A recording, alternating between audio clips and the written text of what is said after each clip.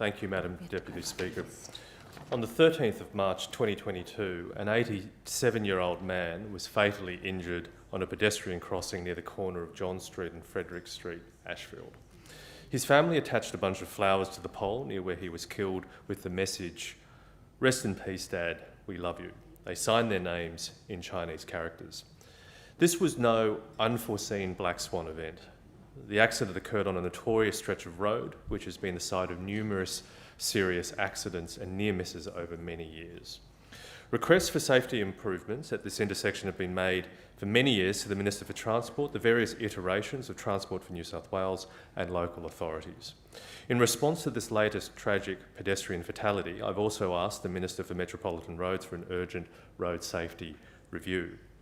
After this recent fatality, many local residents wrote to me expressing their anger and concern about the long history of unresolved road safety issues in this area. Residents said they have raised this issue repeatedly over years and are completely frustrated by government's failure to act. They believe that road safety issues are exacerbated by the increased traffic and heavy vehicle flow on what is now a major state transit road that flows through a predominantly residential area.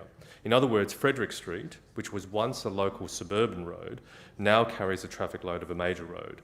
They are requesting that Frederick Street be re-engineered in its entirety to respond to exponential increases in traffic and pedestrian movements. Together with Joe Halen, Shadow Minister for Roads and Member for Summer Hill, and Darcy Byrne, Mayor of Inner West Council, my office organised a community meeting of residents on the 26th of March to hear their concerns. The meeting was attended by dozens of concerned locals. Many attendees expressed their frustration and fear for the safety of their family and community members. Residents shared how they avoid the area completely if they can, either using other local roads or walking around the block instead of risking crossing at this dangerous intersection. Residents spoke of frequent near misses on the crossing. They say this is a problem for everyone, but especially older residents and young children. The sounds of sirens attending accidents in this area are unfortunately heard all too often.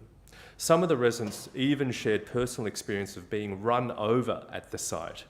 Anna Brown, who has lived in the area for over 30 years, still bears the scars of being run over at this intersection years ago.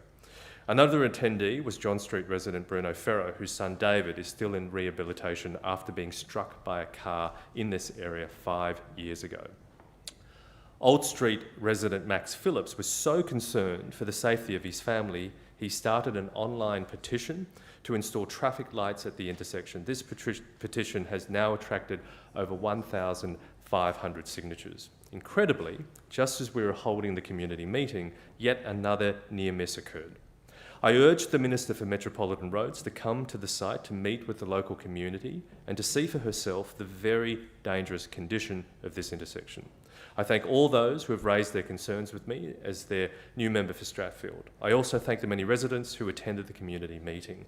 These residents care about the safety of their community and are genuinely concerned that another serious accident will occur unless action is taken to improve road safety.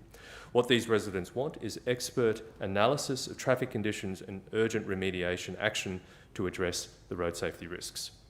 I thank Joe Halen, Darcy Byrne, Councillor Mark Drury and Max Phillips for addressing the community meeting and for their ongoing community advocacy. I would also like to acknowledge Inspector Mark George from the Burwood Police Area Command for attending the meeting and listening to the community's road safety concerns. There must not be another child, family or community member who is killed or injured at the site before appropriate action is taken. I urge the government to urgently respond to road safety issues on Frederick Street and in particular at the site of this tragic fatality on the 13th of March. Madam Speaker.